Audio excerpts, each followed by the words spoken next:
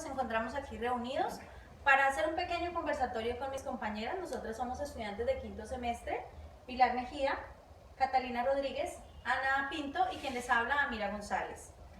Hoy vamos a hablar un poquito sobre el conflicto en Colombia y vamos a tocar 3 capítulos de un informe de la ONU sobre, o llamado, Callejón con salida. Callejón con salida. En el primer capítulo encontramos el conflicto, los orígenes de la guerra en la periferia. Bueno, el conflicto armado básicamente está sobre toda la periferia campesina, las poblaciones menos, las regiones menos pobladas y de campesinos, generando pues discriminación, explotación de estos campesinos. Sobre sus tierras también, ¿no? Ah, sí, la explotación en las tierras es muy importante. Además tenemos que tener en cuenta 3 hipótesis históricas que nos habla en este conflicto y en esta pequeña violencia. ¿Qué son los ejércitos no estatales? Los ejércitos no estatales son pues las FARC, el ELN, los grupos insurgentes. Una remanente guerrilla social en el campo. La remanente, ¿qué quiere decir? Remanente quiere decir que está interna a la espera de realizar alguna situación. Además de eso, encontramos un proyecto revolucionario como ya es una guerrilla más organizada como el ELN, las FARC y otras guerrillas izquierdistas que a lo largo de la historia del conflicto en la revolución tienen su origen. Es campesino. Ajá. Pero entonces el pensamiento se desvió como hacia lo político, ¿cierto? Porque ya no pudo como entrar en su pensamiento como su ideal, su sí, inicial, sí, ¿no? El ideal de ellos era más social, más campesino y pues ahora se centró como en lo político, que es lo que tú nos estás contando. Bueno, este capítulo también nos habla, niñas, sobre unos factores. Entonces vamos a decir que es el escenario, aparecen varios actores. El fracaso del Estado también ahí, el fracaso de la insurgencia. Dentro del escenario pues por cuestiones climáticas ustedes saben que Colombia o la región andina se centra todo lo que es cordillera, todo lo que es campo y por esa población así como de bosque y menos poblada, pues allí fue donde llegaron primero los fundadores, los españoles fundadores y al llegar aquí pues es donde se inicia como la primera, o ahí se sitúa como las primeras guerrillas, pues originando una estructura bimodal en el terreno como lo era pues los latifundios y los minifundios. Los latifundios son como los grandes terrenos y los minifundios son como los terrenos pequeños, como las finquitas de los campesinos.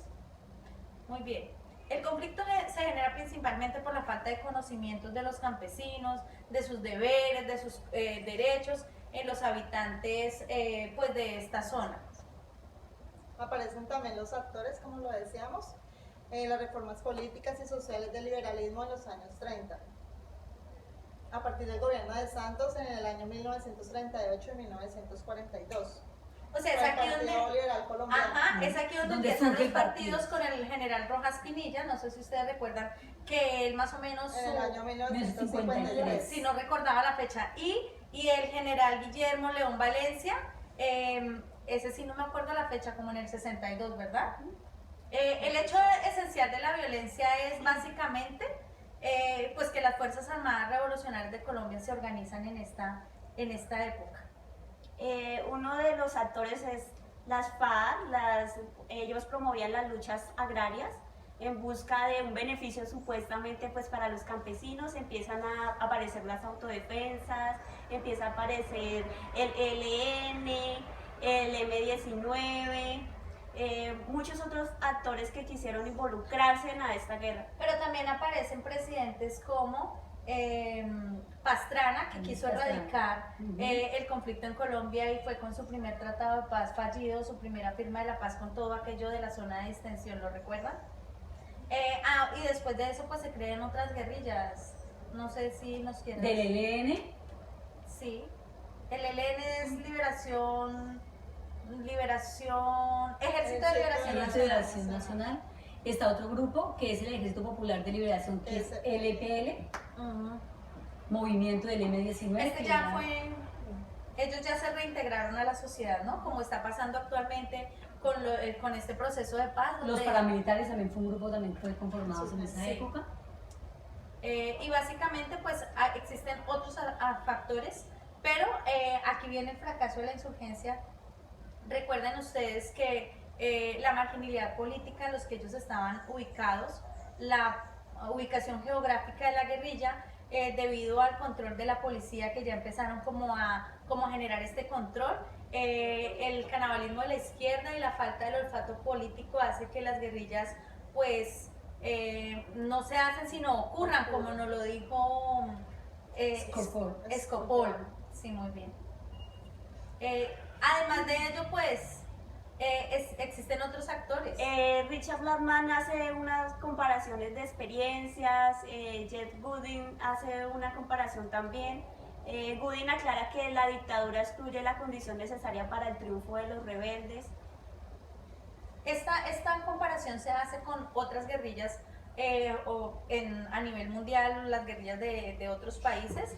Entonces muestra cómo ese paralelo entre Colombia y las guerrillas de América Latina, sobre cómo no nacen sino que surgen.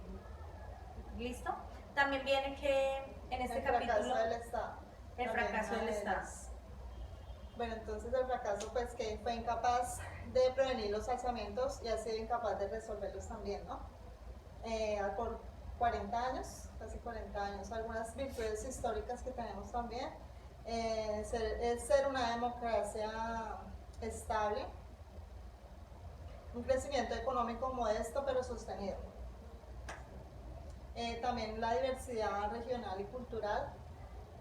O sea que todos estos factores han impedido que la guerra, o sea, que la guerra en Colombia o el conflicto se termine, pues por la diversidad cultural, por todo lo que tú decías de la ubicación geográfica, y además que existen unos vínculos negativos entre la conformación. Mira, yo quiero aportar algo. Dice también el capítulo, nos habla sobre 8 vínculos negativos entre la conformación, orientación de las élites y la evolución del conflicto armado. Entonces vamos a explicar algo sobre eso. Dice que uno de ellos es la falta de perspectiva. No sé si retomas y me explicas, estos ocho momentos o ítems hacen referencia como a los vínculos negativos entre la conformación de cuáles élites, del gobierno, de la evolución del conflicto armado, o básicamente es lo que el gobierno no ha podido hacer. Son negativos porque, o sea, entre todas las élites han tenido ese estancamiento negativo para poder avanzar. Ya, claro, por eso es que habla del fracaso del gobierno frente al conflicto armado, ya. Entonces la falta de perspectiva era lo que estábamos diciendo, ¿no? Sí. Uno de ellos, y la otra en el sentido de lo público.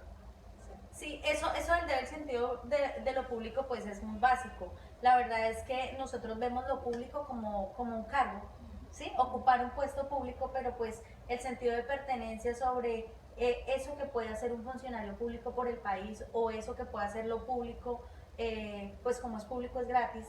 Entonces como que no vemos como la importancia que tiene lo público para el desempeño y el desarrollo del campesino y el desarrollo y el surgimiento de ese conflicto armado. En ese orden de ideas pues existen otros ítems, ¿verdad? Sí, está el desentendimiento. Este desentendimiento creo que va como muy limitado, muy ligado a la inclusión limitada, ¿cierto? Como que el país sea... el otro también es eso. La inclusión limitada, es el cuarto. Porque como que nos olvidamos de los campesinos y de las personas que están en conflicto. Ya nos había traído la profe Marisol a una persona víctima de conflicto armado, donde nos hablaba de cómo estaba delimitada esa inclusión, ¿verdad? Otro ítem podría ser... Mira, el quinto nos habla mucho de maltrato sobre la otra Colombia. ¿Esa otra Colombia cuál vendría siendo?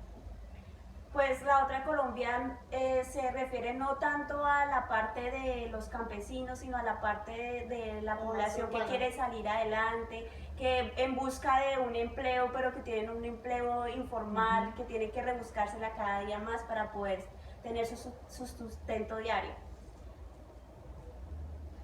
Bueno, el sexto ítem es la degradación de los poderes regionales. Este hace referencia como a que las pequeñas regiones han ido perdiendo su poder de dominio. Recuerden ustedes que antes eran como ese proceso que venía de los latifundios, lo que hablábamos de los pequeños campesinos, y ha ido burocratizándose y ha ido generando un capitalismo que también nos genera este conflicto. Entonces se pierde como el poder ahí. Y yo lo veo también por la parte de que, por ejemplo, antes los dineros del Estado llegaban hasta las regiones y hasta las partes más lejanas de las poblaciones. Pero ahora ellos, pues supuestamente las FARC buscan la equidad, pero entonces eso es lo que quiere decir, o sea, que no están llegando a todas las regiones y no están ejerciendo el poder como tienen que ser los mandatarios. Bueno, están también los élites y los paramilitares. Démonos cuenta que la guerrilla se organizó por zonas, y en estas zonas y estos paramilitares hacían que, recuerdan la zona de distensión, ¿cierto? En el primer intento de proceso de paz. Entonces, estas élites, como lo era Roberto Cano, como lo era Raúl Reyes y otros tantos, el Mono Jojoy, estas cabezas y estas élites pues se organizaron y le han dado un sentido o un tinte, según ellos, más político, más idealista a su proceso o a su conflicto armado. Está lo militar y lo no político, ¿no? El último ítem. El último ítem era lo militar y no político. Bueno, pues sin embargo su carácter esencialmente campesino es un país predominante, predominante urbano, que no significa que los grupos armados carezcan de proyectos políticos. El hecho de que el Estado no haya podido resolver el conflicto no significa que hayan faltado los esfuerzos.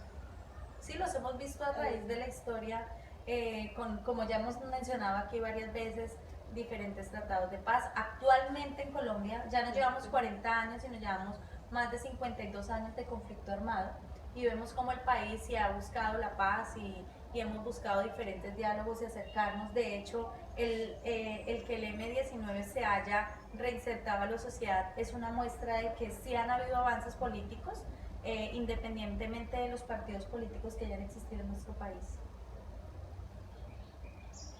Bueno, existen proyectos políticos como el algarismo radical, el marxismo y el bolivarianismo.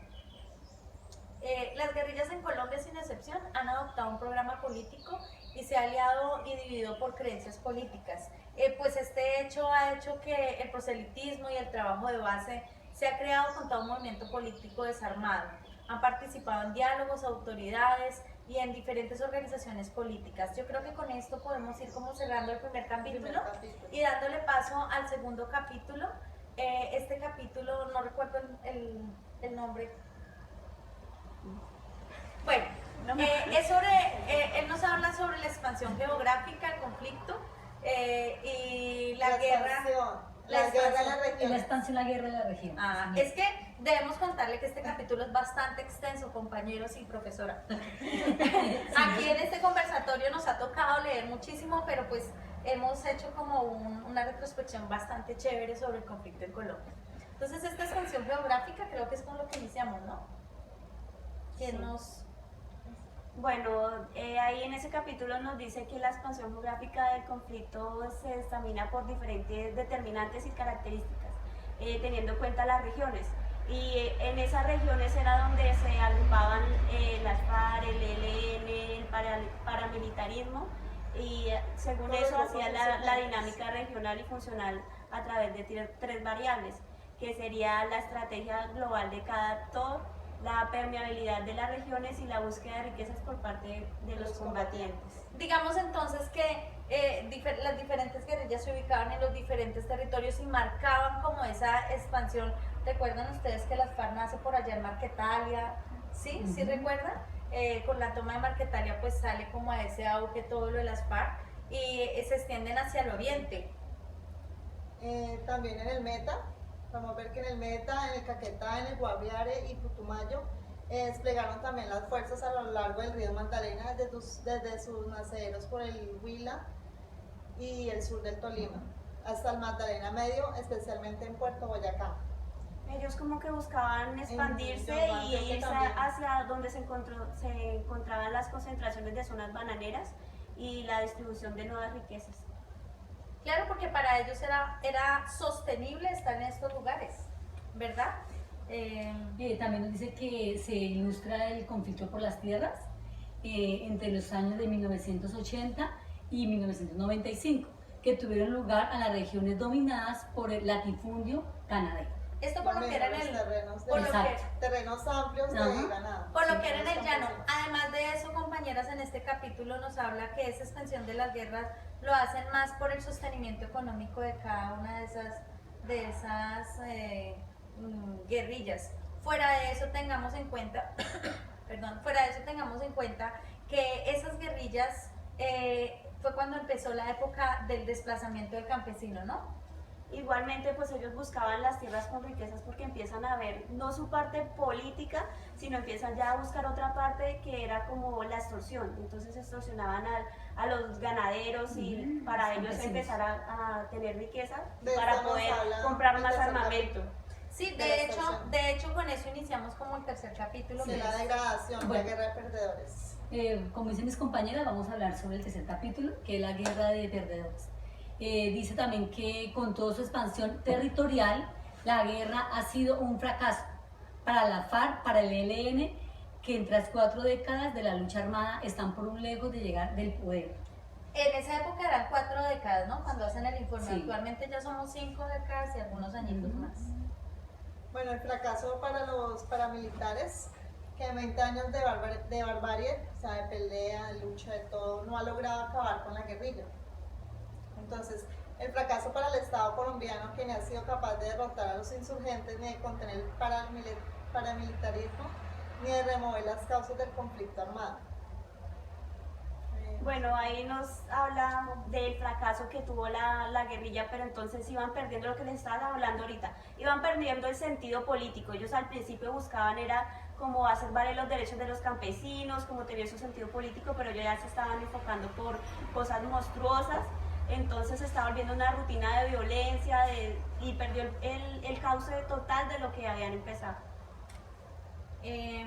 Pues nuestro pan de cada día como llegando a estos pues son las masacres, los asesinatos, las ejecuciones sumarias, los secuestros, las extorsiones, las desapariciones, las torturas, los abusos sexuales, los reclutamientos de niños, los desplazamientos, ataques terroristas, uso de armas prohibidas por parte de los guerrilleros y un sinfín de formas más de barbarie que ha hecho la guerrilla y el conflicto armado y además los paramilitares y otros agentes del Estado y otros vínculos, otros grupos vinculados al conflicto. Bueno, también nos habla sobre la intensa degradación del conflicto colombiano, es un fruto sobre todo de aquella pérdida del norte, de aquella suerte de la privatización de la guerra a medida del efecto de las acciones del grupo armado. Dice que es una visión y una lógica política, otras lógicas inercias comienzan a ser orientales. Sí, ahí es como lo que nos explicaba Cata, que pierde la visión o sea, yo pienso que la guerrilla cuando inició, ellos querían que todo fuera equitativo y de pronto su ideal inicial era muy bueno, pero pues como tú dices, pues se ha ido como perdiendo, desviando, como que ha ido perdiendo su cauce y tenemos en este momento una degradación del conflicto bastante terrible, expuesto en 6 lógicas, como tú nos decías.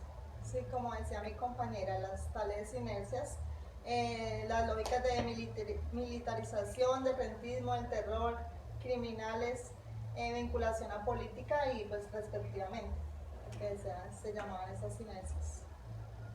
Bueno, la degradación del conflicto armado pues tenía 2 ítems. Tenía la guerra declarada, que decía que o sea, el fin no justifica los medios, que ese criterio prohíbe las violaciones a los derechos humanos, o sea, ellos pasaban por encima de todo el mundo pues por hacerse sentir ante el gobierno, ante el Estado.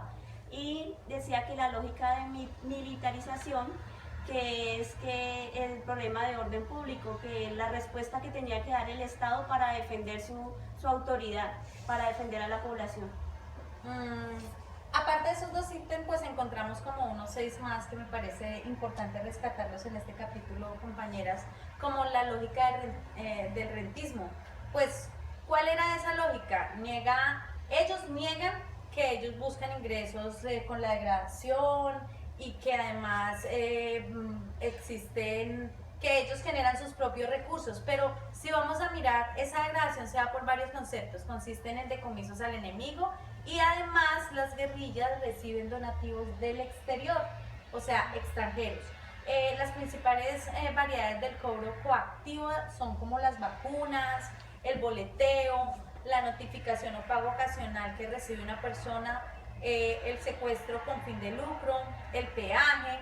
Hoy tenemos 32.000 personas bien armadas y equipadas como tropa permanente de ejércitos irregulares, esto en un potencial de destrucción total y muerte que de verdad hace que sea como temible todo aquello del poder. Ellos se lucran de las personas y de todas estas estrategias para sostenerse, que para ellos eso son lógicas, ¿no? Para nosotros son extorsiones. Bueno, como dice mi compañera Mira, sobre la lógica del terror, es la lucha a controlar con los territorios que desembocan muy pronto en el terror. Dice que el enemigo es el centro, que la guerrilla aspira al poder nacional, que el efecto es una fuerza revolucionaria, pero la guerra económica contra los oleoductos, torres de conducción eléctrica y centrales telefónicas.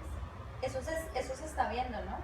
Que ellos ya quieren, ahorita con este proceso de paz, ya quieren ocupar puestos políticos y aunque ahorita ya no se está viendo tanto eso como los anteriormente era como que bombardeaban los oleoductos porque estaban en el oriente, ¿no? Pero pues igual eso ya lo estamos viendo, esa lógica del terror. A mí me da terror que llegue nuevamente a esas oleadas revolucionarias para llegar al poder. Como la lógica de la criminalización también, ¿no? Parte de todas las conductas mencionadas hasta que constituyen delitos cuando menos políticos. Pero la frontera entre estos y el delito ordinario es de sí borrosa.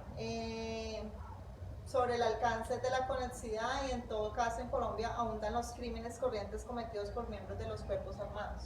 Sí, es que para ellos como que los crímenes son aceptables porque son crímenes de guerra, ¿no? Entonces ellos dicen que en la guerra y en el amor todo se vale. Bueno, en el amor no lo dicen ellos, pero en la guerra todo se vale. Entonces, pues todos estos crímenes para ellos no son crímenes, por eso hoy en día están siendo absueltos de todos esos crímenes tan atroces y entonces hacen parte del conflicto y así tenían que ser. Bueno, yo quiero preguntarle a mi compañera Catalina que hay una frase ahí sobre la lógica de vinculación a política que dice, hay unas comillas que dice, nadie conoce el corazón del hombre. Yo creo que Catalina, ¿qué nos puede aportar sobre esa frase que está ahí? Esa frase la encontramos en la lectura y nos llamó a todos la atención. Pues ahí dice que, o sea, ellos había muchos campesinos o muchos de las FARC que estaban allá en el monte esperando pues a hacer sacrificios y arriesgar su vida por su causa, por su idea, por la idea que desde un principio les generaron en la mente de que eso estaba bien, de lo que estaban haciendo estaba bien, así tuvieran que hacer lo que tuvieran que hacer y pasar por encima de las que tuvieran que pasar. O sea que básicamente están luchando en el monte o luchaban en el monte por ese ideal. Entonces nosotros en este momento decimos, es que ellos son malos y es que la guerrilla realmente hace y genera, porque juzgamos a las personas y no sabemos que de pronto algunos fueron engañados, pero otros llegaron allá porque creían en el ideal de las fuerzas revolucionarias o de la ELN o de los paramilitares y creían que esa era la solución al conflicto. Bueno, compañeros, creo que hemos tenido una tarde muy rica, muy agradable. Agradecemos esta lectura. Esperamos que allá en el salón todos nuestros compañeros les quede un poquito claro estos temas y gracias. Chao.